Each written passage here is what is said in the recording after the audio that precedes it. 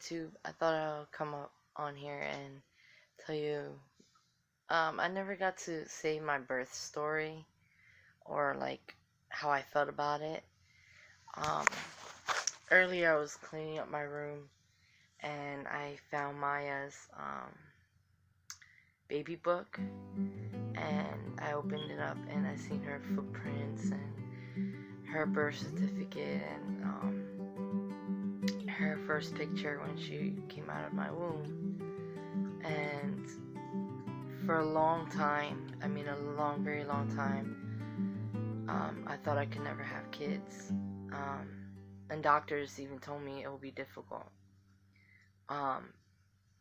It all started when I was young, like I was 16 years old, and I got my period really late. At 16 I got it. And since that day, because I was overweight and like I had problems already, I started having like problems with my period. It was irregular and I would have cysts, and stuff like that. I didn't have PCOS, but I did have issues with my ovaries inflaming and different situations. My child. She's trying to get my smartwatch. Mama, look. I got your toys, girl. I got your toys. Sit down, Mama. Say hi, everybody. Say, I'm Maya Vel Fernandez. Wait, girl. Sit down right. Woo! Anyways, sorry. But yeah. So, I remember sitting there young and saying, I want a baby one day, I wanted to get married, I wanted to have a baby, and hearing doctors and stuff like that say that it was going to be difficult, like, really put me down. So as I got older, I met Jesus, and that will be in another video of my testimony. But my relationship with God grew, and I prayed for a husband, and 7 years later I got my husband. And long story short, me and my husband were trying for 2 years to have a baby. Before that, God promised me and my husband for a baby because I was praying for it, and he said he will give it to us, but I didn't know what I was going to endure to get that blessing. Let me tell you, it took faith. Hold on. What happened, baby? You want your baba? She's so duck.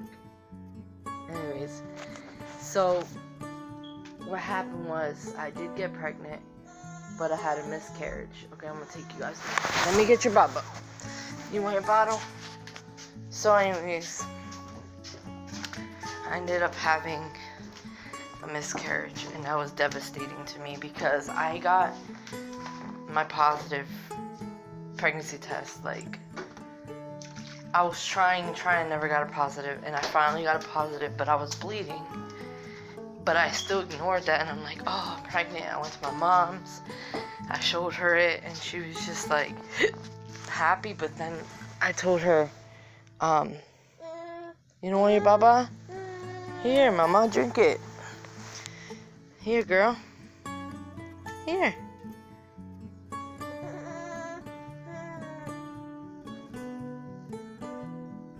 This girl. Here. What's wrong, girl? Come on, sit up. Anyways, hold on. Listen, I'm gonna have to edit all this. Okay. Come on, you wanna sit with mommy? So anyways, I had the first miscarriage, and I ended up, like, I knew something was wrong, but I was just so excited that I got it positive.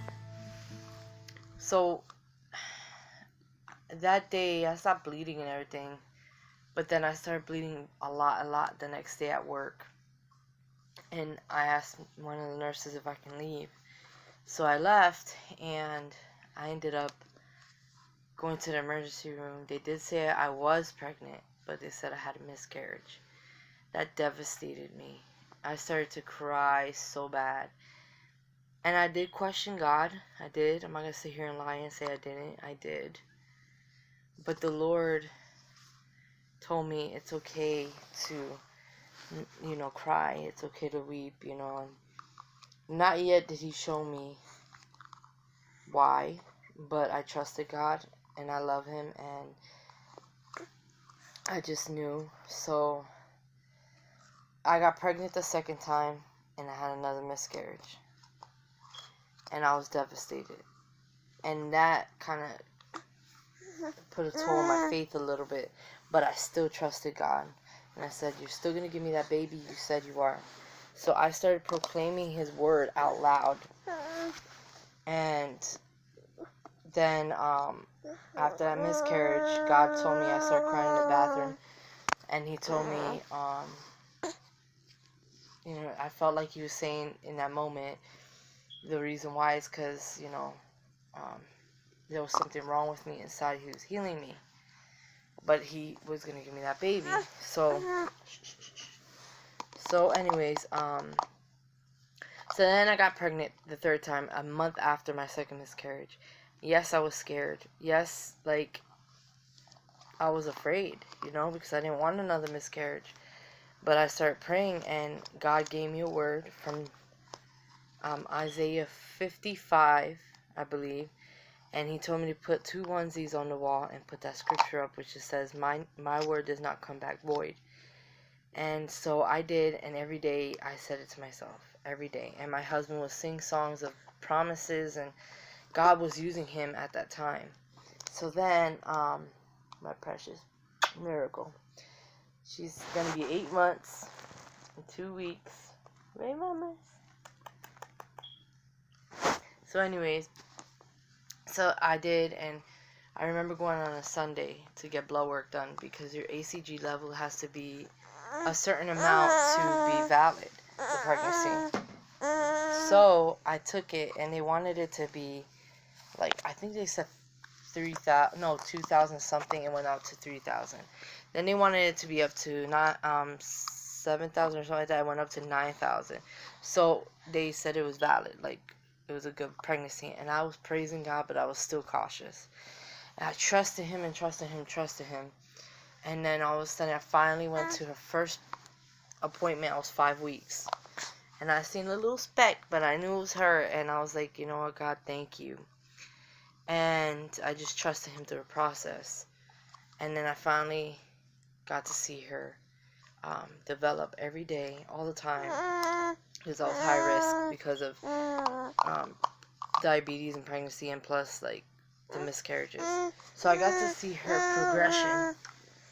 Here. So, here, mama. Here's milk.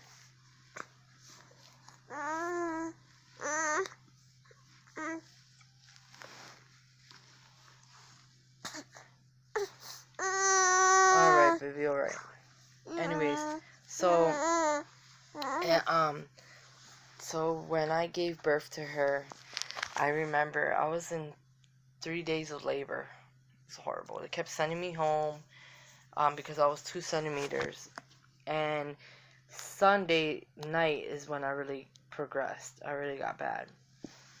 And it was June 9th, I believe. Yeah, June 9th. And I was sitting here in my house going through it. My husband was timing the contractions, and I just didn't want to go back because I didn't want to be disappointed and them to send me home again. But my sister, thank God, Wanda, thank you, she ended up telling my husband she needs to go to the hospital. So I called the on-call doctor. They told me to come in. So I went in, and I was 5.5 centimeters, so they let me stay. I progressed quickly, though. It seemed like forever, but to me, it was like, wow, it was going pretty fast. I got the epidural because, no. Anyway, so I got epidural, and we're chilling there. All of a sudden, the nurse there is like, I don't know what's going on. Your baby doesn't like anything we're doing. so we need you to change positions and everything. So I'm changing positions and nothing. And so the young nurse goes and looks for the doctor. The doctor comes in, checks me, in that area, and she tells me, "Oh, do you know your water broke?" I'm like, "No." And then she's like, "And your baby has a lot of hair." I'm like, what the heck she means, a lot of hair? It didn't dawn to me that the baby was already on her way down the birth canal. So maybe like an hour later, because that was the overnight nurse, the morning nurse comes in and checks me, and she's like, "Oh, you're 9.5 centimeters. You can go any moment." So she came like maybe a few minutes later to check me, maybe like 10 minutes later, and I was fully dilated. And she's like, "Whenever you're ready, push." So I had to do practice pushes, but in 3 pushes, like by itself, Maya came out. And that was at 7:48 in the morning. And that moment when they put her on my chest, it's gonna get emotional. That moment when they put my daughter on my chest, and I heard her cry, I knew God works miracles.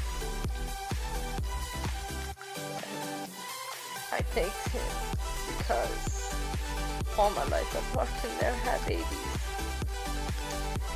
And after 2 miscarriages, I was like, it was so surreal to me. Like, I'm like, do I really have a baby right now? And Maya looked at me, and I was just like, oh my God, you're so real, Lord. You heard my cries and my prayers, and you answered them, and now I have my miracle right on my chest. So I got to experience feel her in my womb every day, every little kick, every little hand, every movement. I just was so grateful for that. And when it finally put on my chest, I finally met my beautiful daughter. I knew there was a God. I knew that God is a miracle worker, and He is. And now I'm here with my daughter. She's 7 months old. She'll be 8 months and 2 weeks. A little miracle child. She's beautiful. Her name, God gave me in a dream. Her name is Maya Abel Fernandez. Maya means beloved. Abel means God my Father. And God gave me that name for her to ask Him to give me her name. He did. And Maya is spelled M-A-Y-A for a reason, because of the meaning. And she is loved by many, and she's such a good baby. She's just a little grumpy right now. But she's such a good baby. I'm so happy that, God blessed me with her. And I wouldn't trade it for the world. And her 2 siblings are up in heaven, and they made a way for her to come. So we'll see you later. Thank you for listening to this. There's been interruptions when you have kids. But anyways, thank you for joining me and Maya for story time.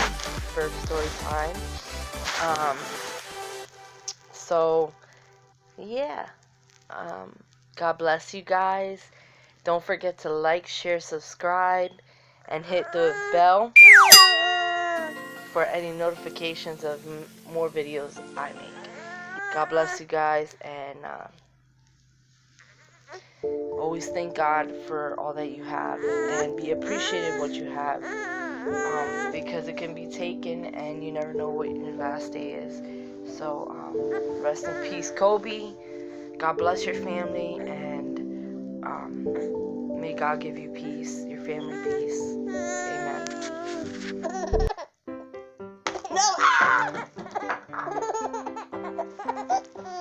Oh man. There's no more.